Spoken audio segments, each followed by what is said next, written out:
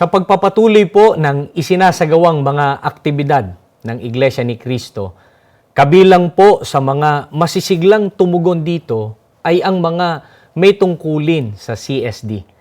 Ang isa po sa mahahalagang gawain ng Iglesia ay ang pagpapalaganap ng mga salita ng Panginoong Diyos. Ang mga may tungkulin din po sa CSD ay ilan lamang po sa malakas na katuwang ng tagapamahalang pangkalahatan ng Iglesia ni Cristo, ang kapatid na Eduardo V. Manalo, maging sa pangangalaga at pagmamalasakit po para sa mga kapatid naming deaf at differently abled.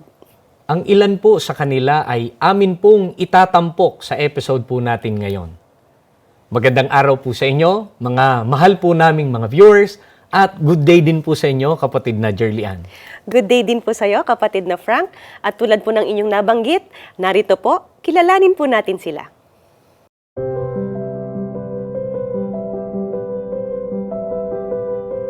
Ako po ay isang teacher at kasalukuyan po ay nagmamanage ng nursery and kinder school po. Ako po ay isang kinder teacher sa isang public school po. At ako rin po ay isang college instructor po sa isang college school po dito sa Caloocan. Nung una po, gusto ko pong maging isang pulis. Dahil po sa malayo yung paaralan para sa pagkapulis, nag-enroll po ako sa school kung saan malapit po. At doon po ay nagustuhan ko pong maging guro noong mga panahon na nagkakaroon na kami ng mga school immersion, on-job training, nakakasalamuhan na po namin yung mga bata. Nakakatuwa pong maging guro kasi nakakasama mo rin yung mga bata na natututo. Noong bata pa po ako, ang lagi ko daw pong ginagawa, sabi ng mama ko, ay yung pader po namin, ginagawa ko pong blackboard. At tinuturuan ko po yung kapatid ko tsaka pinsan ko ng mga shapes, colors.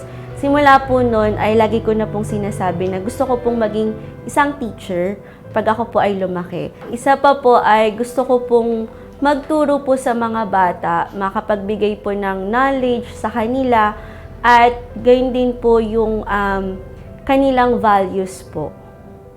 Maturuan ko po ng mabuti yung mga bata. Katangian po na hinahangaan ko sa isang guro ay yung matalino po at may malasakit sa kanya mga estudyante.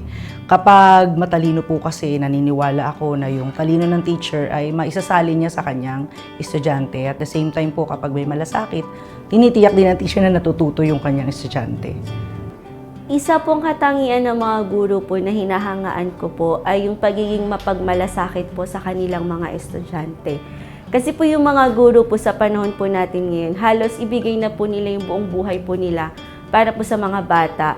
Nag-stay po sila sa school mula umaga hanggang hapon sa paggawa po ng mga lesson plan, visual aids, mga remedial classes po para matutukan po nila yung mga bata. Nandyan din po yung merong home visitation, personal po nilang kinakausap yung mga magulang, dinadalaw po sa tahanan, lalong-lalo na po yung mga batang nangangailangan po ng tulong. Bilang guro po, una po namin inihahanda yung mga guide lesson, lesson plan, at the same time po kasama na rin po yung kung physically and emotionally ready po. Unang-una po, inihahanda ko po yung aking sarili sa pamamagitan po ng pananalangin. Para po pagharap ko po sa mga bata ay talaga pong active po ako na teacher at kayang-kaya ko pong i-deliver yung lesson po namin sa araw po na yun. May mga estudyante po tayo dyan na pumapasok na di natin alam kung ano yung kanilang kalagayan sa kanilang tahanan, na kapag pumasok po sila, nakaka-apekto po yun sa kanilang mga pagkatuto. Kaya po, kailangan po, maunawain tayo dun sa mga estudyante natin para po matiyak din natin na matututo sila dun sa mga tinuturo natin. Bilang isang kinder teacher po, kailangan hands-on po ako sa mga bata. Kasi po, doon ko po nararanasan yung saya na kapag nandyan po yung mga bata sa harap ko at nakikita ko po na natututo po sila. Yung mga batang after ilang years po magpapasalamat sa iyo kasi naging bahagi ka po ng kanilang pag-aaral. Doon naman po sa mga college students ko po, nandyan po yung may mga batang nagtatrabaho po. Humihingi po sila minsan na extension kapag meron po akong pinapapasang mga written reports, pinapayagan ko po sila. Meron din po kasi akong mga estudyante sa college na mga nanay na po. Kaya naiintindihan ko rin po yung kanilang kalagayan na hindi po pwedeng maging strict po sa kanila. Kasi kaya nga po sila nagsusumikap mag-aral para po pagdating ng araw, sila na rin po yung magiging teacher at mararanasan po nila yung saya ng pagiging isang guro. May pagkakataon po na yung bata, yung mga estudyante namin pumapasok po ng walang baon. Sa mga ganung pagkakataon po ay tinutulungan namin sila, binibigyan namin sila ng makakain nila habang nandun po sila sa paaralan. Ginagawa ko po yun dahil unang-una po concern po ako sa kanila. Gusto ko po di lang sila matuto. Yung mga natutunan ko po sa mga naging teachers ko po, na magagamit ko rin po ngayon bilang ako na po yung teacher, ay ibinabahagi ko rin po sa mga bata na nagiging estudyante ko po. Ganun din po sa mga nasa college po. Kung ano po yung karanasan ko sa pagiging isang guro mula po nung nasa private school pa po ako, ibinabahagi ko po sa kanila para mas maging handa po sila kung sila man po ay magiging teacher sa pagdating po ng araw. Sa totoo lang po, no, lalo ngayon pong graduation, nakikita ko sa mga Facebook yung mga picture ng mga naging estudyante namin, mga estudyante na dumaan dun sa paaralan namin, na nagkaroon ng mga awards, medals. Tuwa po kami, proud na proud po kami, masaya po kami. Yung malasakit na ibinigay namin sa kanila ay nagbunga po ng mabuti. Masaya po ako na nakikita po na nag-e-excel po sila sa kanilang pag-aaral. Tuwing recognition day po, nakikita ko po yung mga dati ko pong estudyante. Kumakaway po sila, sasabihin nila, teacher, with honors po ako, teacher, may award po ako. Siyempre po bilang dati po nilang guro, proud na proud po ako sa kanila. Kasi kahit papano po, may naibahagi po ako sa kanilang mga pag-aaral. Ako po ay isang Client Relations Manager at isa pong Data Privacy Officer sa isa pong offshore RPO staffing firm. Ako po ay isang high school teacher po sa isang public school dito po sa may Santa Mesa, Manila. Isa po sa pangunahing ginagawa ng isang Client Relations Manager ay kapag ka po may potential client na mag-a-avail po ng services ng amin pong organization, kami po ang humaharap sa kanila para malaman po namin kung ano po yung requirements po nila. Mula pa po nung ako'y high school, nagustuhan ko na po yung maging guro. Una po dahil nakita ko po sa mga guro ko kung paano nila pagmalasakit yung mga mag-aaral. Kagaya namin noon nung ako pa'y nag-aaral pa. Actually, marami po akong hinahangaan ng katangian ng isang manager. Pero personally po, ang masasabi ko po ay leadership skills, accountability po, and empathy. Isa po sa mga katangian ng guro na hinahangaan ko ay yung pagiging mapagmahal at mapagmalasakit sa mga kabataan. Bilang CRM po, isa sa mga paghahanda na ginagawa po namin, depende po kasi siya. Kapag ka po client-facing, definitely kung meron pong mga presentation na kailangan, a day before po or days before, nagge-generate po kami ng data. So, nagde-data analysis po kami para ma-present po namin yung performance po ng team sa client. Bilang guro po, sa paghahanda ng klase, ay tinitiyak ko po na yung lesson plan ko ay maayos at maganda ang pagkakagawa para po angkop ito sa mga tinuturuan kong estudyante. Isa po sa mga pamamaraan para po maipakita yung pagmamalasakit sa mga subordinates po namin or sa resources po ay yung putting myself into their shoes. Lalo na po kapag ka po nahaharap sila sa mga challenges. So, in that way po, kapag ka po kasi nilalagay namin yung sarili namin sa sitwasyon nila, mas natutulungan po namin sila kung ano po yung mga action items na kailangan po nilang gawin to better their jobs po. Upang maipakita ko po ang aking pagmamalasakit sa aking mga estudyante, una po dyan, gagandahan ko po talaga yung aking pagtuturo. Hindi lang basta maituro yung leksyon sa kanila, kundi makikita po sa kanila yung natuto talaga po sila. May mga pagkakataon po, nagkakasakit sila. Ako po mismo, kinakamusta ko po sila sa kanilang mga magulang. Nagpapadala po ako ng mensahe. Kaya naman po sa paaralan, kung halimbawa ay may masama ang pakiramdam, kinakausap ko po. At kung hindi po talaga nila kaya, kami mismo po ang naghahatid sa kanila, sa kanilang mga tahanan po. Isa po sa mga sacrifices na nagawa po namin, siguro po yung time and extra effort. May mga circumstances po kasi na I deal with different time zones po.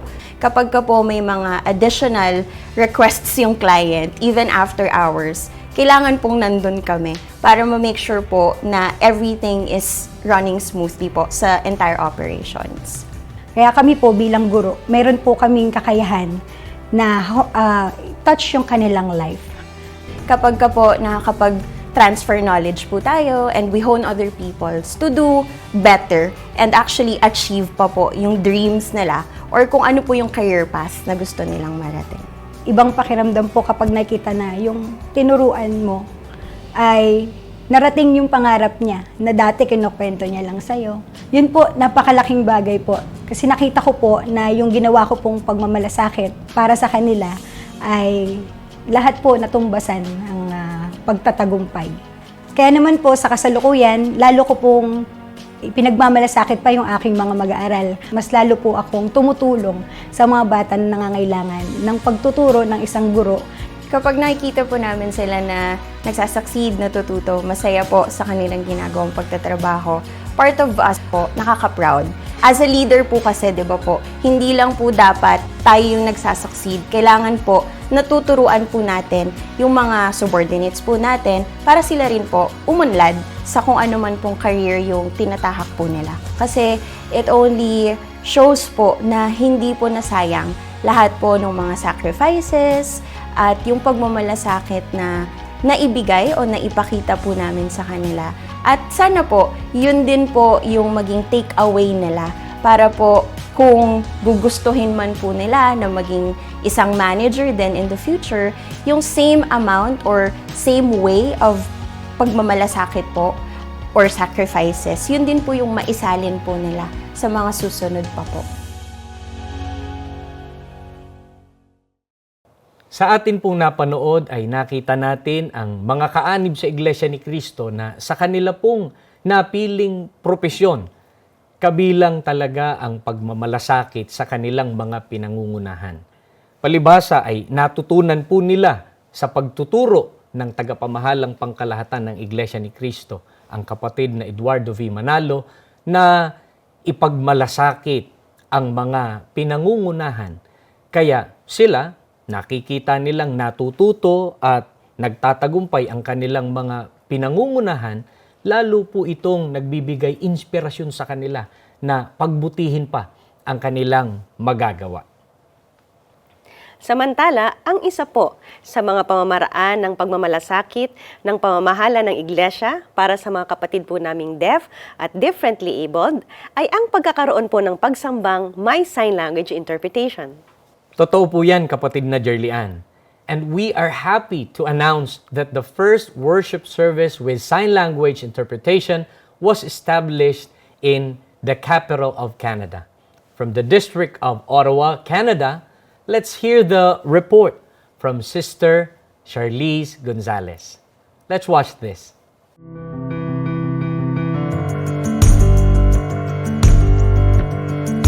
Known for its exponential growth since its emergence in the Philippines, the Iglesia ni Cristo Church of Christ continues to extend its presence across many countries and territories. To cater to the ever-growing diversity of Church of Christ members across the globe, many local congregations situated overseas hold worship services in many different languages. With the help of our Almighty God, the church administration's commitment to linguistic diversity is further enhanced by the incorporation of sign language interpretation into the worship services.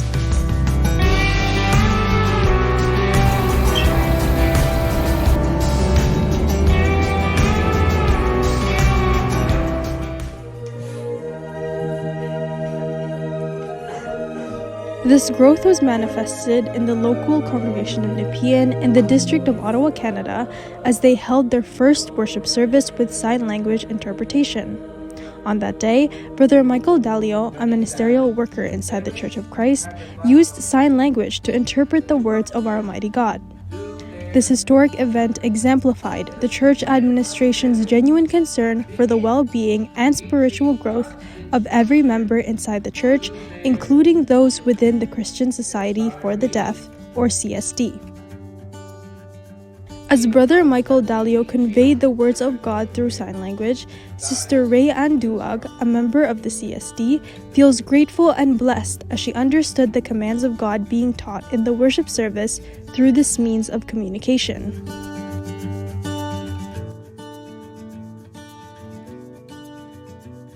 I am happy that there is sign language interpretation in our worship service.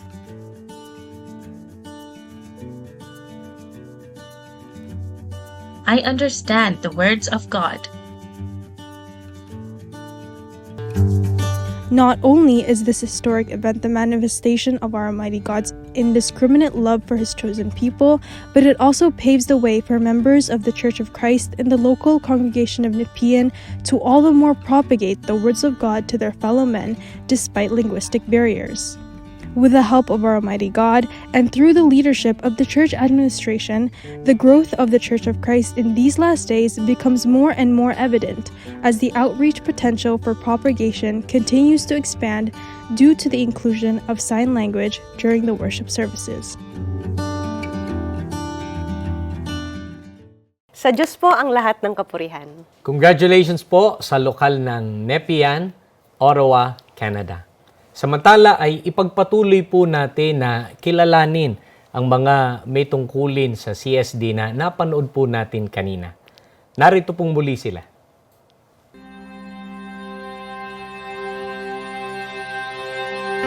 Ang tungkulin po para sa akin ay kayamanan po na dapat pong bigyan ng pahalaga. Dahil naniniwala po ako na ang tungkulin pong binigay sa akin ng Panginoong Diyos ay awa at pagtitiwala lang po niya sa akin. Sinasampalatayanan ko po na ang tungkulin po ay ipinagkakaloob po sa atin ng ating Panginoong Diyos. At ang ating Panginoong Diyos din po ang nagbibigay sa karapat-dapat po na tumanggap ng mga gampanin po. Sa kasalukuyan po, ako po ang CSD Monitor sa lokal ng Bagong Silang 5 at Lay Sign Language Interpreter po. Ako po ang Vice President po ng CSD sa distrito po ng Caloocan North at isa rin po akong sign language interpreter po. Tinanggap ko po ang tungkulin na ito. Una po para po matuto ng ibang language at makausap po yung mga kapatid natin nasa kalagayang deaf. Matuto po ng sign language para po magawa po natin yung ating tungkulin na maipagmalasakit po sila. Nakita ko po yung pangangailangan po ng mga kapatid po nating deaf, na nangangailangan po sila ng mga may tungkulin po na magmamalasakit po sa kanila sa mga iba't ibang uri po na aktibidad at higit na lalo po sa kanila pong isinasagawang mga pagsamba sa atin pong Panginoong Diyos. Ang mga aktibidad po na naisagawa po namin sa aming lokal ay Unity Games at ang monthly get-together po. Patuloy po kaming nagsasagawa po ng mga aktibidad, mga kagaya po ng iba't ibang aktibidad na ginagawa po sa distrito, mga basic sign language seminar, deaf awareness, para po nang sa gayon, magkaroon po ng kaalaman yung mga kapatid po natin tungkol po sa kalagayan ng mga deaf. Nandito po kaming mga may tungkulin para po sila ay gabayan at tulungan po. Naipapakita ko po ang pagmamalasakit po sa ating mga kababayan na deaf na hindi pa po kaanib sa loob ng Iglesia ni Cristo sa pamamagitan po ng pag-anyaya sa kanila sa mga panahon po ng mga pamamahayag ng salita ng Diyos na meron pong sign language interpretation. Masaya po kami. Yun po yung aming pakiramdam sa pangunguna po sa ating mga kapatid na deaf.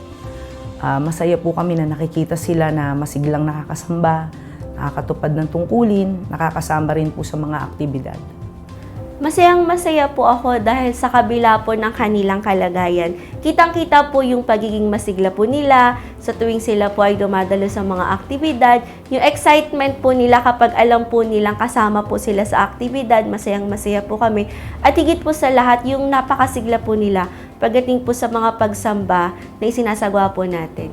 Tutuparin ko po ang tungkuling ipinagkatiwala niya sa akin para pangunahan po yung mga kapatid na deaf.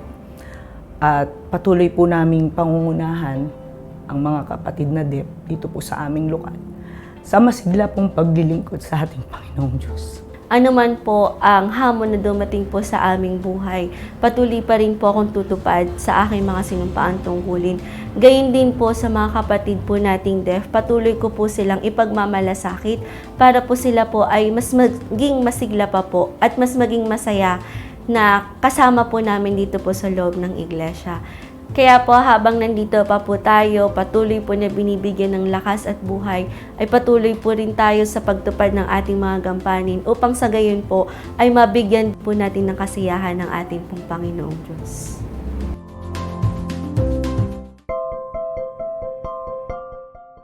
Ang tungkulin po sa Iglesia ni Cristo ay kinikilala ko pong napakalaking biyaya mula po sa ating Panginoong Diyos. Regalo po ito para po sa atin. Ako po ngayon ay Pangulo po ng Christian Society for the Deaf sa distrito po ng Maynila. Pangalawang Pangulo po ng CSD po sa distrito ng Maynila. At kami po ay sign language interpreter po sa amin pong lokal. Tinanggap ko po ang tungkulin, akay po ng pag-ibig at pagmamalasakit sa ating mga kapatid, higit po lalo sa mga kapatid po na nasa kalagayang deaf. Tinanggap po namin ang tungkulin dahil nais po namin na patuloy pong makatulong sa atin pong tagapamahalang pangkalahatan na masino po ang mga kapatid po natin na may special po na kalagayan o particular po ang mga kapatid po natin na nasa uring deaf. Ako po ay nagpapakita ng pagmamalasakit sa ating mga kapatid sa pamamagitan po ng pagdadalaw sa kanila, pagkamusta, at pag-anyaya sa kanila sa iba't ibang aktibidad po na inilulunsad ng ating pamamahala. Isa po sa mga aktibidad na naisagawa na po namin para po sa mga kapatid natin na nasa uring deaf ay yung mga board games po na totoong na-enjoy po talaga nila. Nakikita po namin kung gaano sila nakikiparticipate, nakikipagkaisa po sa mga ganitong klase ng aktibidad, pangkasiglahan po. Sa distrito po ng Maynila ay napakarami na pong isinagawang aktibidad at mga isinasagawa pa pong aktibidad kagaya po ng Unity Games. Meron din po kami mga pagdadalaw, meron pong get-together at saka po ang Basic Sign Language Seminar na talaga pong makatutulong upang matutunan ng mga kapatid natin na makausap po ang ating mga kapatid na deaf sa pamamagitan po ng sign language. Para po sa mga kababayan natin na nasa uring deaf na hindi pa po kaanib sa loob ng Iglesia ni Cristo, bukod po sa pagmamalasakit namin sa kanila through mga lingap po natin, spiritually wise po, amin po silang ini-invite sa mga evangelical mission po natin with sign language interpretation. Kami po ay patuloy pong namamahagi sa kanila ng mga link na mayroong sign language interpretation na naglalaman po ng pagtuturo ng mga salita ng Diyos.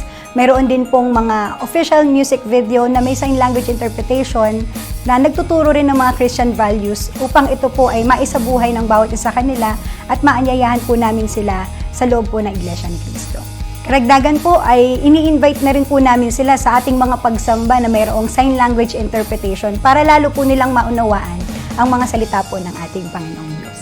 Overwhelming po. Nakakatuwa po na makita po yung mga kapatid natin na nasa uring deaf, na nasa kasiglahan po ng paglilingkod. Mas nakikita po namin yung paggawa po ng ating Panginoong Diyos sa kanilang buhay. Ang makita po na masigla ang ating mga kapatid na deaf sa kanilang mga paglilingkod sa ating Panginoong Diyos ay nagbibigay po sa amin ng lubos na kagalakan. Una po, sapagkat alam namin na kapag kami ay nakatutulong sa ating mga kapatid na deaf, ay lubos na kagalakan din po ang naidudulot nito sa ating pamamahala at lalong-lalo na po sa ating Panginoong Diyos. Ako po ay patuloy na maglilingkod at patuloy ko pong gaganapin ang aking tungkulin sa loob ng iglesia ng buong husay at buong kaayusan upang maipagmalasakit pong lalo ang mga kapatid nating deaf. Patuloy po kaming tutulong sa pangangalaga at pagsinop sa atin pong mga kapatid, lalo na po sa mga nasa kalagayang deaf, alang-alang po sa sinisikap ng pamamahala na matupad ang kanilang layunin na mapangalagaan po ang bawat isa sa kanila, sapagkat sa ganong paraan po ay nabibigyan po namin ng kaluburan ang ating Panginoong Diyos. Patuloy ko po pagsusumikapan na tuparin po ang tungkuling itiniwala po niya sa amin At para naman po sa mga kapatid namin na nasa uring deaf, patuloy po namin silang ipagmamalasakit sa paraang kapag ka po may mga gawain sa loob ng Iglesia ni Cristo, amin po silang aakayin sa mas ikasisigla pa po ng kanilang paglilingkod.